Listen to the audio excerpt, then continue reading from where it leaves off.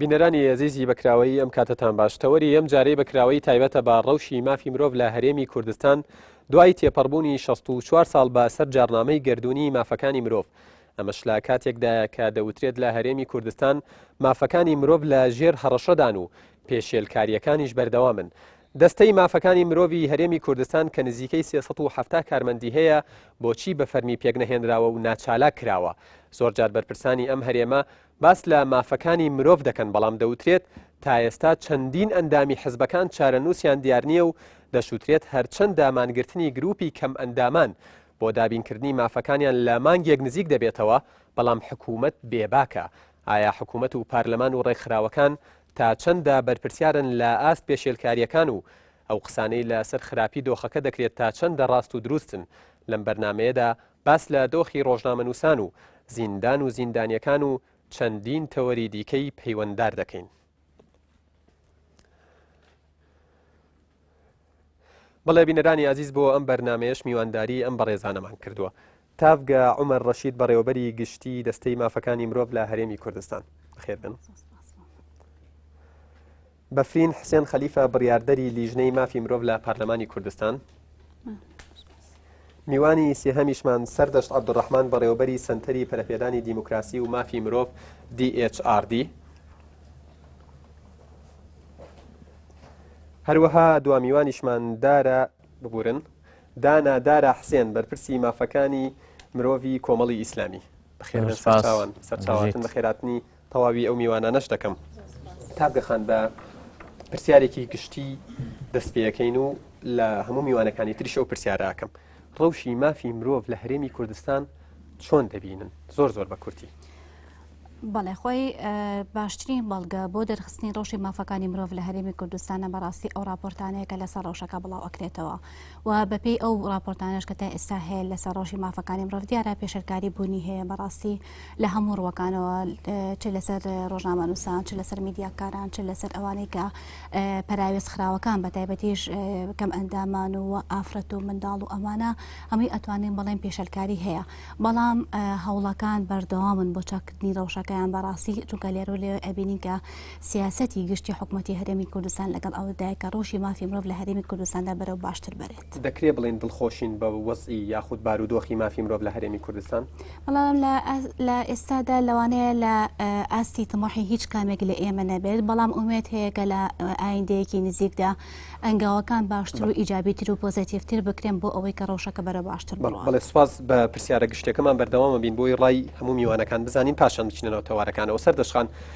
گەرتۆ پێم بڵێ لە هەرێمی کوردستان مرۆڤ مافی هەیە؟ ئەو پرسیارە کە لەسەر ڕۆژی مافی مرۆڤ پرسیار بکەین شتێکی ڕێژەیە ناتوانین بڵێن هەیەی یان نیەتی، بەڵام ئەگەر هەشی بێ بە پێی پێویست نیە و لە ئاستی پێویستان نیە هەروکو تەقریرە ناوخۆیەکان کە تابگەخان ئاماژەی بە یەک تەقریرە ناوخۆیەکانی خۆمان کە لەسەر ڕۆژی مافی مرۆڤ نووسێن وەکو ڕێکخراوەکان کە چاودێری ڕۆژی مافی مرۆڤ بکەین، هەروەها ڕێکخراوە نێودەوڵەتیەکان و چەندین لایەنی تر و چەندین شتی تر کە تا ئێستا کەشف نەکراوەکانی پێشێلکاری مافی مرۆڤی تایە لەبەرەوەی بە پێی پێویست نیە ڕۆژی مافی مرۆڤ. لێرەدا لە وڵاتی ئێمەیە ئەتوانین بڵێن هەموو مؤسسات و هەموو شتێکی حکومی لە خزمەتی هاوڵاتیانیان نییە، بە پێچەوانی هەموو وڵاتانی پێشکەوتووەوە کە هەموو دام و دەستگاکانی حکومەت لە خزمەتی هاوڵاتیانان. ئەمە یەکێکە لە وڵاتانی پێشکەوتووە هاوڵاتی میحوەرە، بەڵام لێرە دەسەڵات میحوەرە و هەموو دام و دەستگاکان لە خزمەتی هەموو هاوڵاتیان لە خزمەتی دەسەڵاتان. لەبەرەوە لێرە هەست بە پێشێلکاری زۆری مافی مرۆڤەکرێت و بەدی ئەەکەین. سوپاس سەردەشخان. بەفرین خان دێمە لای تۆ وەکو بڕیاردەری لیژنەی مافی مرۆڤ لە پەرلەمانی کوردستان. با بەراورد بە ستانداردە جیهانیەکان مافی مرۆڤ لە هەرێمی کوردستان تا چەند پارێزراوە؟ بە ناوی خی گەورە دیارە سێ ڕۆژ تێپەڕ ئەبێ بەسەر ساڵۆگەڕی جارنامەی جیهانی مافەکانی مرۆڤ 64 ساڵ تێپەر دەبێت، بەڵام هەتا ئێستاشی لەگەڵ بە زۆرێک لە وڵاتانی جیهان زۆرێک لە گەلانی دنیا هەن کە بەدەست پێشەلکارەکانی مافی مرۆڤەوە ئەناڵێنن و گەلی کوردیش لادمان نەچێت لە ڕابردوودا قوربانی دەستی پێشەلکارەکانی مافی مرۆڤ بە بۆیە ئەبێت کورد وەکو میلەتێکی سەڕووی زەمین کە بەشێکی دانەبراوە لە جیهانی دەرەوە لە کۆمەلگای مرۆڤایەتی دیارە مرۆڤ لە هەر شوێنێک هەبێت پێم وایە تونند و تیژێ بێت، پێم وایە پێشەلکاری ئەبێت، بەڵام ئەمەش وەکو بەرەزانوتیان چەند هەین لە ڕووی ڕێژەوە جیاواز دەکەوێتەوە سەر چەندێتی و چۆنێتی ئەو پێشەکارانەی کەواکرێت کۆمەلگای کوردستانش بەشێکی دانە بڕاوە بەڵام هەنگاو نراوە هەنگاوی باش بەڵام لەوانەیە سەدی سەد دڵخوازی هەموو لایەک نەبێت کە ڕەوشی مافەکانی مرۆڤ لە هەرێمی کوردستان چۆن و چۆنیە ئێمە لە ڕابردوودا قوربانی دەستی پێشەکارەکانی مافی مرۆڤ بووین بۆیە ناکرێت لە ئێستاشدا قوربانی دەر ببێ بە ستەمکار و زاڵم و کۆمەڵگا و جەماوەرەکەی سەرکوتکە نەخێر بەو شێو مطلقین نییە بەڵام وەکوتم هەوڵ و جوهد هەیە بۆ باشترکردنی ڕەوشی مافەکانی مرۆڤ لە هەرێمی کوردستان ئەویش بە هەوڵ و جوهدی ڕخراوەکانی کۆمەڵگەی مەدەنی زیاتر فراوانبوونی بازنەکانی پارێزەرانی مافی مرۆڤ چالاکوانان وجودی ڕخراوەکانی نێودەوڵەتی ئەوانەی کە لە بواری مافی مرۆڤ کار ئەکەن و ڕخراوگەری نێودەوڵەتی جیهانین و کار لەسەر دۆسی مافەکانی مرۆڤ ئەکەن وجودی ئەمانە لە هەرێمی کوردستانە ضرورەتێکی زۆر گەورەیە لە بەرەوانە چاودێرێکی زۆر سەرەکیە بن بەسەر چەندێتی جێبەجێکردنی ئەو بنەما پرینسیپە نێودەوڵەتیانەی کەوا هەن لە جاڕامی گەردوونی مافەکانی مرۆڤ ئەگەر مۆڵەتم بی دێمەوەلات بۆەوەی لە سەر شێوازی پرسیارە گشتەکەمان بەردەوامین پاشان دێنە سەر تەفاسیل کاک داناتەوەکو بەرپرسی مافی مرۆڤی کۆمەڵی ئیسلامی ڕەوشی مافی مرۆڤ لە هەرێمی کوردستان چۆن نەبینیت زۆر بە کوردی بەناوی خۆی گەورە و میهرەبان باوەڕم وایە کە دۆخەکە لە هەرێمی کوردستان لە قەیرانێکی ڕاستەقینایە لە چەند لایەنێکەوە تەماشای بکەی ئەوەیە کە سەبارەت بە مافەکانی ئافرەت و منداڵ هەموو ڕۆژێ مەشایەتی تۆمارکردنی تونند و تیژێکین بەرامبەر بەم توێژە گرنگەی ناو کۆمەڵگاکرێ ڕەوشی میدیا لە قۆناغێکی مەترسیداردایە یەکسانی هاوڵاتیان و بە تایبەت خاوەن پێداویستی تایبەتیەکان و دابشکردنی موچە بە شێوەیەکی یەکسان لە نەعاداتێکی زۆر گەورایە ئێمە موچەمان هەیە لە هەرێمی کوردستان 37,000 موچەی 10 ملیۆنیشمان هەیە لە بەرامبەرە تا ئێستا لەگەڵی بێ لایەنە ئۆپۆزیسیۆنەکان ڕۆژانە قوربانیە دەن گیراوی سیاسیان هەیە ڕفێنراویان هەیە ئەمە وێنەی سێ ڕفێنراون کە 7 ساڵە لە هەرێمی کوردستان ڕفێنراون و قوربانیە دەن و خانەوادەکانیان تا ئێستا چاوەڕێی چارەنووسیان بەبێ دادگایکردن لایەن کۆمەڵی دەستگای ئەمنیەوە ڕفێنراون دۆخی زیندانەکانی دیان دگرتوخانەکانی هەرێمی کوردستان دۆخێکی زۆر نالەبارە هەمیشە هەرێمی کوردستانیان حکوومەت لێرە دۆخەکە بە پارێزگاکانی تری عێراق ئەوەکە ئەمە راپۆرتێکی ئەمنستیە یەکێکە لە ژوورەکانی زیندانەکانی عێراق هەمیشەڵەیە دۆخەکانی گرتوخانەکان لە هەرێمی کوردستان لێرە باشترە ئەمە شوێنێکە ئینسانی تابژی ئینسانی لە سەدەی 20 دەکرێت لە غورفەیەکی ئاوا بژی کە ئەوە زیندانیەکە ئەمە زیندانێکە لە زیندانەکانی عێراق گرتوخانەیەەکە بەڕاستی بەراوردکاریەکە بەڕاستی لایەن هەرێمی کوردستانە بەراوردکاریی زۆر نامەنتەقیە هەمیشە لێرە لە هەرێمی کوردستان قوربانیەکان بە ژمارە نەک بە قەبارە دەپێورێ واتە ئەگەر کەسێک لێرە و لەوێ ینی بەڕووداوێک بۆ قوربانی ڕفێنرا دەستگیر کرا ئەشکەنجەدرا ماڵی سووتێنرا بۆ بەو شێوە هەمیشە لە هەرێمی کوردستان وا مامەڵی لەگەڵاکرێکەکەمە یەک کەسە نەخێردوانن یان دەن قوربانەکە لە قەبارەی خۆی وەکو ئینسانێک بریندارکەواتە کاکدانە دۆخی مافی مرۆڤ لە قەیراندا قەیرانێکی ڕاستەقینای زۆر سپاس تافگەخان دێمەوە لای تۆ کاک هەمووتاندانتان بەوە ناکە پێشلکاری بەرامبەر مافەکانی مرۆڤ بوونی هەیە کاک داناش لە قسەکانی وتی کە دۆخی مافی مرۆڤ لە هەرێمی کوردستان لە قەیراندایە پرسیارەکەی من ئەوەیە کە مافی مرۆڤ لە هەرێمی کوردستان لە قەیراندایە بۆچی دەستەکەی ئێوە دەستەی مافی مرۆڤ کە بڵین لە دوای هەڵۆشانەوەی وەزارەتی مافی مرۆڤ دروست بووە ئەم دەستەیە خۆتان ئەڵێن کە 370 کارمەندی هەیە موچە وەرەگرن و تەنانەت دەوترێت تا ئێستا مافی مرۆڤ زیاتر دەستەی مافی مرۆڤ زیاتر لە 3 ملیارد دیناری بۆ خەرج کراوە و خۆشتان ئەڵێن کە بەرهەممان نییە کە بارودۆخەکە وایە بۆچی حکوومەت هەنگاو نانێت بۆچی ئێوە فشار دروست ناکەن بۆ ئەم دەستەیە چالاک بکرێت خۆی بەڕاستی ئێمە ئەبە بگەڕێنەوە بۆ سەرچاوی ئەو دەسەڵاتی کە دەسەڵات ئەدا بە ئەم دەستگایە بۆ ئەوەی کە ڕۆژی مافەکانی مرۆڤ لە هەرێمی کوردستان بەرەو باشتر بڕە من بەڕاستی لەگەڵ کاکەنیم بۆ پێی کە ڕۆژی مافی مرۆڤ لە هەرێمی کوردستان لە قەیراندایە بەڵێ پێشەلکاری هەیە و حکوومەتی هەرێمی کوردستان خۆی بەبوونی دەستگایەک وەکو کە مەرجعەکەی پەرلەمان بێ خۆت حکوومەتی هەرێم بێ ئەوەیە کە بەڕاستی پێشەلکاری بوونی هەیە مە خۆی بەڵگەیەکە کە ناڕاستە خۆ حکوومەتیانی پێ ئەنە کە پێشەلکاری هەیە چونکە ئەگەر پێشەلکاری نەبێ ئەسڵم بوونی ئەم دەستگای پێویست ناکە لە هەرێمی کوردستان تر لەژێ هەر ناوێک بێ و بە هەر ناوەڕۆکێک بێ ئەمە لەلایەکی تر بەڕاستی ئێمە بەپێی ئەو یاسایی کە یاسای ژمارە 4 ساڵی 2010 کە بۆ دەسەی سەربەخۆی مافەکانی مرۆڤ دەرچووە دیارە هەنگاوەکەی پەرلەمانی کوردستان لەوە بوو کە ئەم دەستگایە پێشتر هەتا کابینەی شەشەم لە چوارچێوەی دەسەڵاتەکانی جێبەجێکردنە کارەکانی خۆی ئەنجامەدا ئەمەش بەپێی هەموو پێوەرە نێودەوڵەتەکان بەڕاستی شتێکی گونجاو نییە وەشتەرەکەی نامەنتەقیە بەو پێی کە تۆ خۆت سەر بە حکومت بی و ڕخنە و ڕقابێکی معنەوی بی بەسەر دەستگاکانی حکومەتەوە بەسەر کار و چالێکی و ئەدای حکومەتەوە بۆیە ئەم هەنگاوانرا هەنگاوێکی پیرۆز بوو هەنگاوێکی باش بوو هەنگاوێکی ئیجابی بوو کە وەزارەتی مافی مرۆڤ یاخود دەستگای مافی مرۆڤ لەژێر دەسەڵاتی جێبەجێکردن بێتە دەرەوە بچێتە ژێر دەسەڵاتی یاسادانان یاخود پەرلەمان و یاخود بە شێوەیەکی سەربەخۆ بێلایەنانە کارەکانی خۆی بکە هەڵبەتە ئەم هەنگاوەنرا بەڵام بەداخەوە ئەوەی کە جێی نیگەرانی ئێمەیە بە حقیقت ئەوەیە کە تا ئێستا ئەم یاسایە نەچۆتە واری جێبەجێکردن کێ بەرپرسە لەوەی کە ئەم دەستەیە ئاکتیڤ نەبووە چالاک نەکراوە بەڵێ ببنەوەت وەکوتم بەڕاستی ئەبێ ئێمە پشت بە یاساکان ببەستین لە کاتی هەر هەنگاوێکە کە تۆ لە چارچەوەی موسسەیەکی فەرمیە ئەینێت یاساکە لە یاساکەدا هاتووە بۆ دەستنیشانکردنی سەرۆکێک بۆ دەستەی سەربەخۆی مافەکانی مرۆڤ لە هەرێمی کوردستان پێویستە سەرۆکایەتی پەرلەمان و سەرۆکایەتی ئەنجومەنی وەزیران هەردوولا بە هاوبەش کەسێک دەستنیشان بکەن بەپێی ئەو مەرجانەی کە لە یاساکەدا دانراوە بۆ ئەوەی سەرۆکایەتی دەستەکە بەڵام دەوترێت وەکو خۆتان ئەڵێن وەکو خۆتان ئەڵێن بڵین کەسێکش لە ڕاگەیاندنی یاخود بەرپرسی ڕاگەیاندنی پەرلەمانی شەڵێت کە تۆپەکەی ئێستا لە ساحەی پەرلەمان و فراکسیۆنەکانی پەرلەماندایە کە ئەوان بڵین کاندیدی خۆیان دیاری بکەن بۆ ئەوەی هەنگاوی بۆ بنرێت شەکە لای پەرلەمانە ئایا وایە ئایا پەرلەمان بەرپرسیارەکەیەوە سەرۆکێکتان بۆ دیاری نەکراوە بۆەوەی پێک بێن خۆی دابشکردنی لێپرسراوێتی بەڕاستی بەپێی ئەو یاسایە چونکە ئەمەیەکە لە خاڵە نگەتیڤەکانی ئەم یاسایە بەپێی ئەو کەم ئەو خوێندەوەی کە بۆ یاساکە کراوە ئێمە چەندین جار لەگەڵ چالاگوانان و لەگەڵ ڕێکخراوەکانی کۆمەڵگەی مەدەنی و حتا ڕێکخراوەکانی بڵین نێودەوڵەتیش کە بە دراسی ئەم یاسایە کراوە بەڕاستی یاساکە کۆمەڵێک کەم و کوڕی زۆریتیە یەکێکش لەو کەم و کوڕانە ئەوەیە کە تۆ لێپرسراوێتی دابش ئەەکەی لە نێوان دەستگاکاندا بۆ نمونەکە ئێستاڵێکە دەستنیشانکردنی سەرۆکی دەستەکە لە نێوان سەرۆکاتی ئەنجومەنی وەزیران و سەرۆکاتی پەرلەماندا بۆی ئەم هێنان و بردنە وای کردو کە بەڕاستی خۆت ئەزانی پاپۆرێک ئەگە دوو کاپتن بەڕێوەبەرێ غەرقە بێ بۆیە ئێمەش ئێستا لەو حاڵەتەیە ینی ئێمە کاتێکە سەرۆکێکمان بۆ دانرانێک کاتێکە مفاتحی سەرۆکاتی ئەنجومەنی وەزیران ئەەکەین ئەڵێ ئێوەم بە نووسراوی فەرمی وەڵامەکەمان لەلایە ئەڵێ هیچ پەیوەندێکتان پێوە نیە و فعلەن لە مادەی دووەمیە هەمان یاسا هاتووە کە ئێمە مەرجەعمان لە ڕووی ئیداری و لە ڕووی کارگەڕیەوە دەستەکەمان سەر بە پەرلەمانی کوردستانە و لێپرسراوە بەرامبەر پەرلەمان کەواتە ئێستا ئەرکی پەرلەمانە کە ئەم دەستەیە کارا بکات و سەرۆکێک دەستنیشان بکات بۆ سەرۆکایەتی کردن کاگە خەنگەر بە کورتی وەڵامم بیتەوە هەندێک کەسی چالاکی بواری مافەکانی مرۆڤ ڕایەن وایە ئەو پارەی دەدرێت بەو 370 کارمەندە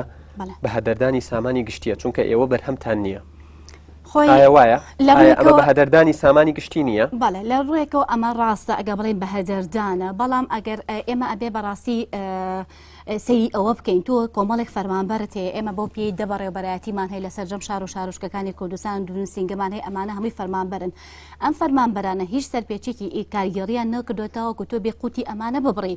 بەڵام ئێمە داواکاری ئێمە ئەوەیە بەپێی یاساکان بەپێی پێوەرە نێودەوڵەتەکان بەپێی ئەو پێوەرانێکی ئێمە پێشتیش کارمان لەسەر کردووە فەرمانبەر ئەرکی هەیە و مافی هەیە بەڵام لە ئێستادا بەداخەوە فەرمانبەرەکانی وەزارەتی مافی مرۆڤی پێشوو تەنها مافەکان هەیە بەبێ ئەنجامدانی ئەرک بەڵام ئەم هیچ گوناحێکی نییە تۆ فەرمانبەر بێ موچەکەی ببڕی هیچ گوناحێکی نییە بێت و ئەو ئیمتیازاتی کە هەیەی ببڕی ئەوان خۆیان بۆ خۆیان چەند جارێک کە ئێمە وەکو یاداشت ئاراسی سەر و خۆمانمان کردووە داوای ئەوەکەن کە کار بکەن داوای ئەوەکەن کە ئیشیان هەبێ چکە بەڕاستی ئەمە نائومێدیە ئەمە حاڵەتێکی خۆش نییە 370 فەرمانبەر بێن ڕۆژانە داوامی خۆیان بە کاتی خۆیان بە ئیلتیزامی خۆیان بکەن بەبێ هیچ کارێک زۆر سپاس تاگەخان سەردەشخاندێمەوە لای تۆ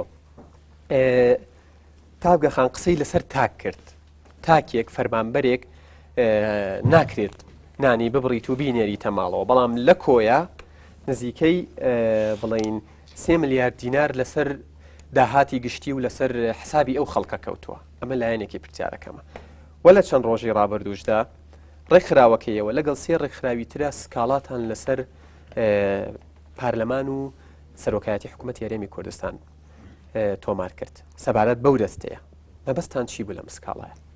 ئەو سکاڵا کە تۆباربان کرد تاگەکان خۆشی بەشدار بوو لە کۆبوونەوەیەکا بوو لەگەڵ مێزگردێک بوو لەگەڵ کە یونامی سازی کرد بوو تاگەخان خۆی ئامادە بوو لەگەڵ چەند ڕێکخراوێکی ترا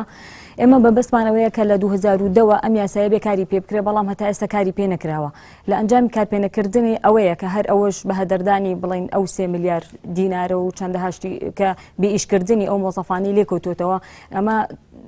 بابۆنی ئەوەیە کە ئەم زیاتر کارا بکرێت و فشارێکە بخەین لەسەر پەرلەمان و بکرێتە سەر ئەنجومەنی وەزیران بۆی بتوانن بە جدیتر و بە باشتر هەنگاوێکی سەرعتر بنن بۆی سەرۆکی بۆ ئەم دەستەیە دامرێت و ئیشی لەسەر بکرێ.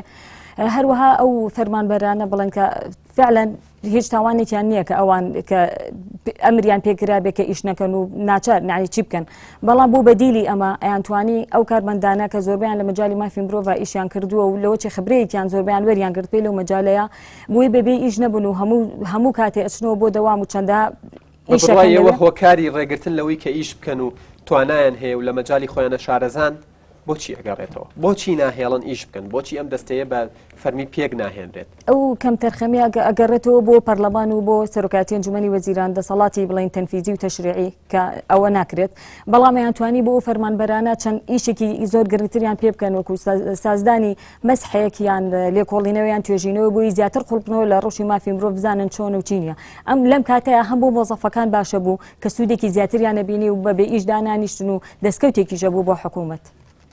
بەڵێ زۆر سپاس سەردەشخان دێمە لای تۆ بەفرینخان، تۆکو بڕیاردەری لیژنەی مافی مرۆڤ لە پەرلەمانی کوردستان سەرۆکی لیژنەکەتان ئەڵێ ئێمە راپۆرتمان ئاڕاستەی سێ سەرۆکایەتیەکە کردووە کە پەلە بکەن لە پێکێنانی ئەو دەستەیە بەڵام وەڵامیان نەبووە. بەڵێ ئێمە هەتا ئێستا بە 4 نووسراوی جیان بە 4 بەرواری جا نووسراوان ئاڕەتی سەرۆکایەتی پەرلەمان کردووە. هۆشداریمان نیاواتە پەرلەمانی کوردستان لە ئەگەرەکانی دواکەوتنی پێگنهێنانی دەستەکە و بە تایبەت دەستنیشانکردنی سەرۆکی دەستەکە. بۆ پێم ئەنی من بۆ چون وایە بەرپرسیارەتەکە بەرپرسیارەتێکی بەشەکیە هەم لە نێوان حکوومەت هەم سەرۆکایەتی پەرلەمان هەم فراکسیۆنەکان لەبەرەوە ئەو بە فراکسیۆنەکان پیان ڕاگەیەنراوە کە کاندیدی خۆیان بۆم پۆستانە دەستنیشان بکەن کە من بەش بە حاڵی خۆم ڕام لەگەڵ ڕای ئەوە نییە تۆ داوا لە فراکسیۆنێ بکەی لەوانێت دوو کەس بێ کەسێک بێت دڵنیا بە کە دەنگ ناهێنە کە خراە دەنگەوە چکم بەپێی زۆرینەی دەنگی ئامادەبووان ئەبێت ڕەزامەندی بدرێت لەسەر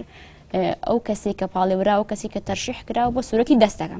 من پێم وایە جۆرێک لە خەمساردی هەم لە سەرۆکایەتی پەرلەمان هەم لە حکوومەت هەم لە فراکسیۆنەکان بەدی ئەکرێت، ینی بەتەنگ ئەوە ناچن کە پەلە بکرد لە دەستنیشانکردنی سەرۆکی دەستەکە. وەکو ئاماژەتان پێکرد ساڵانە بودجێکی زۆر تەرخانەکرێت بۆ بەناو وەزارەتی مافی مرۆڤ وەڵەشاو، وەڵام من نازانم ناوی بنێم چی وەزارەتی مافی مرۆڤ وەڵەشاو یان دەستەی سەربەخۆی مافی مرۆڤ بۆیە گیری خواردووە و دارەکەی لات و دارێکم بە دەستەوەیە مشکلەکەی ئەوەیە کاکەم. بەڵام لە هەمان کاتدا ئێمە ئەبێ پێداگری بکەین لەسەر ئەوەی کە ئەم دەستەیە پێویستی بۆ هەیە هەر لە هەر کەس و هەر لایەن و هەر پێک هاتێک بێ گرنگ ئەوەیە سەرۆکی ئەم دەستەیە دەستنیشان بکرێت، ئیشەکان جێبەجێ بکرێت. لەبەرەوە هەتا ئێستا ئێمە ناوەندێکی فەرمیدام و دەستگایکی فەرمیمان نییە کە ساڵانە ڕێکخراوەکانی مافی مرۆڤ نێودەوڵەتی راپۆرتەکانیان بڵاوەکەنەوە لەسەر پێشێلکارەکانی مافی مرۆڤ لەسەر بەرەو پێشچوونەکان ئەوانەی تایبەتن بە هەرێمی کوردستان ڕاستپارەی تایبەتیان هەیە لایەنێکی فەرمی نییە وەڵامێکی دروستی هەبێت. ئایا ئەوەی لەم ڕێکخراوگەرانە بڵاوی ئەکەنەوە تا چەندە دروستە چەندە تەواوە ئەوەی دروستە راپۆرتانە میزداقیەتیان نییە. لەگەڵ ئەوەشدا لایەنێک نییە کە بتوانێت ئامارێکی ڕاستەقینە و فەرمی واقعیمان باتێ لەسەر پێشێلکاریەکان کەواتە لەسەر چ بنەمایەک ئەڵێن لە ڕووی ئامارەوە ئیفلیجین ئەوە باس لە ئامار نەکرێت لە هەرێمی کوردستان لەبەرەوە مشکلێکی زۆر گەوری هەرێمە. بەڵام لە هەمان کاتدا ئەم دەستەیە ئەگەر دابمەزێت ئەگەر سەرۆکی دەستنیشان بکرێت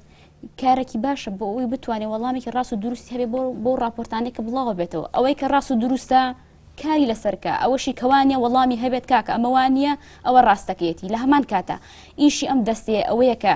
دەرخستەی پێشێلکارەکانی مافی مرۆڤ لە هەرێمی کوردستان لە ئەنجامی ممارەسەکردنی دەسەڵاتەکانی هەرێمی کوردستان تا چەندە پێشێلکاری مافی مرۆڤ ئەکرێت ئەو بە دۆداچوونی بۆ ئەکات ئەو ڕووماڵێکا بۆ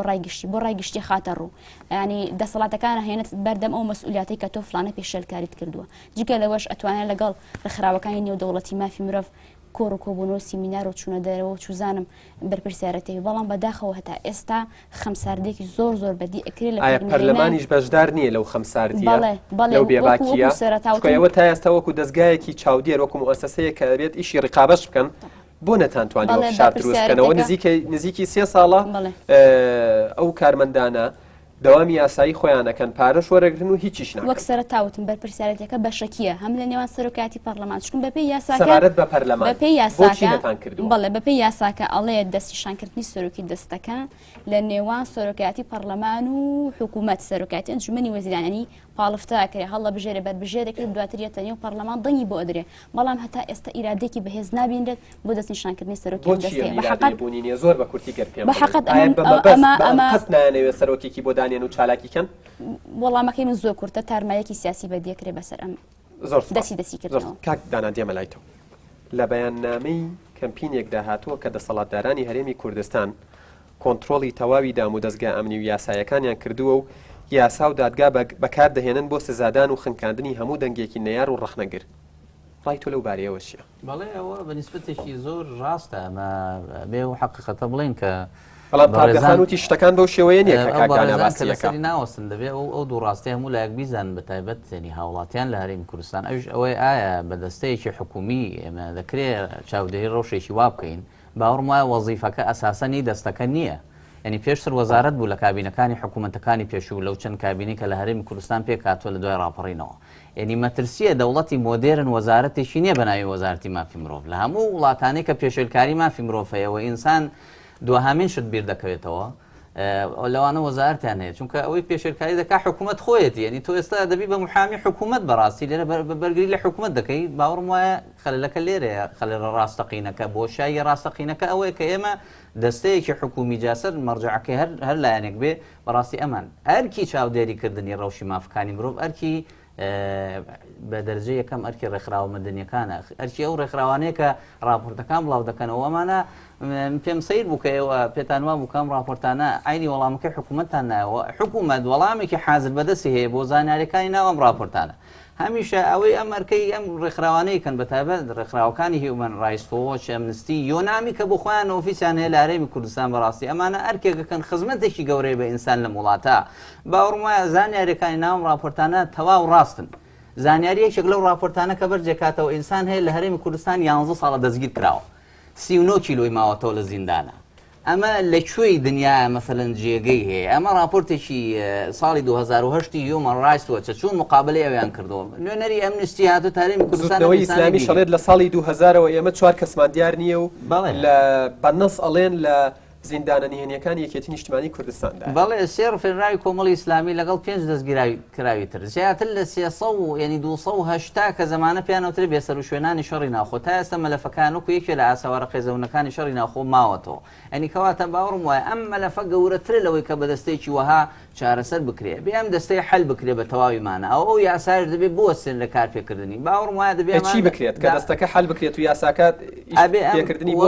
چاودێریکردنی مافەکانی مرۆڤ دەبێت تەواو جیاواز بێ لە حکوومەت تەواو جیاواز بێ لە ڕووی مەرجەعەوە سەر بە حکوومەت یا فەرمانگەیەکی حکومی بێ ئەو ئەمانە بێ ئەرکیان هەمومی گەورانە بێ هەمومی ئینسانی بێ و کەسانە نەک موچەخۆرێک بێ لە سەعاتی دیاریکراوە بچێت بۆ دەوام و کە دەوام کۆتایی پێات ئیتر بەریکی خۆی نەزانێ ئەمە وەزیفەیەکی زۆر گەورەیە ئەمە ئاسەواری یەکێک کە دەستگیرە کرێەوە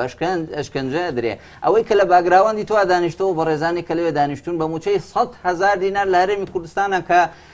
بەشی شامپۆی یعنی ئەوەیەک ناکە کە منداڵی مەسئولێک کەسێکی وە کە بەکارێنێ چۆن دەتوانێت بژی چۆن ئاسەواری ئەم قوربانیە ئەمە ئێستا بێ وەکو قوربانی تەماشای بکەیت چۆن ئاسەواری ئەم قوربانیە بە موچەخۆرێک بەڕاستی چارسە دەکرێت لەگەڵ ڕێزمان بۆ هەموو موچەخۆرەکان ئەمە قسەیکی بریندارکردنیە بە قەدەری ئەوەی کە ئێمە بێ تەماشای دۆخەکە بکەین وەکو حاڵتێکی ڕاستەقینە باوەڕم وایە لە هەرێمی کوردستان جدیەتی حکوومەت من بە جەنابتان ئەڵێم یەک لە سەردەی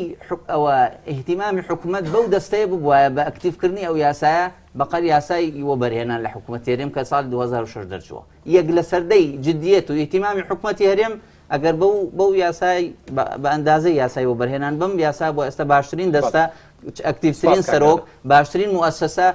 تازەترین و مۆدێرترین هۆکارەکانی چاودێری بۆ دروست دەکرد بەڵام زۆر بێخەمانە و ئیهتیمامی نییە بەلایەن حکوومەتی هەرێم ڕاستێکی تر ئەوەیە پلانێکی ساڵانەی حکوومەتی هەرێم هەیە کە بۆ 3 ساڵ ئیعلانی کردووە من تەماشام کردو لە بەردەستی ژمار هەمووی لە 190 ئەوە یەک لە سەرسەی تاوە بۆ ساڵی 2012 کۆتایی هات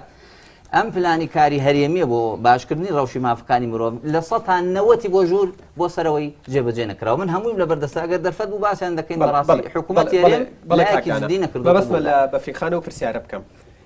زۆر جار باس لە پێشێلکاریەکان دەکرێت دەوترێت هەر لە کە قسەمان لەسەر زیندانیەکان کرد و ئەوانەی کە بێسەر و شوێنن هەر لە کەیسی سۆرانی مامە حەمەوە هەر لە عەبدولستار تاهر شەریفەوە هەر لە سەردەش عوسمانەوە هەر لە تەقەکەرانی حەبدەی شوباتەوە ئێستاش دەبینین کە کەیسی سەید ئەکرەم و سۆرانکەریم بوون بە کەیسی ڕای گشتی ناتوانرێ باسی نەکرێت ئێوە وەکو پەرلەمان لەکوێ ئەم کێشانەدان دەوترێت ئێوە غایبن بەڵێ ئەگەر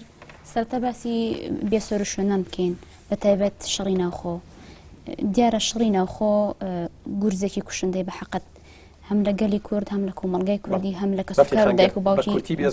بێسەر و شوێنانی شەڕی ناوخۆ کرد دیارە شەڕی ناوخۆش ئەتوانم بڵێم لە دوای 76 نەک 76 لە کۆتایی 60ەکان تا 76 شەڕی براکۆژی شەڕی ناوخۆ لە نێو پێکهاتە سیاسیەکانی هەرێمی کوردستانە بەدی کراوە ئەمە شەگەڕێتەوە بووی کە ناچوونیەکی بیر و بۆچوونی سیاسی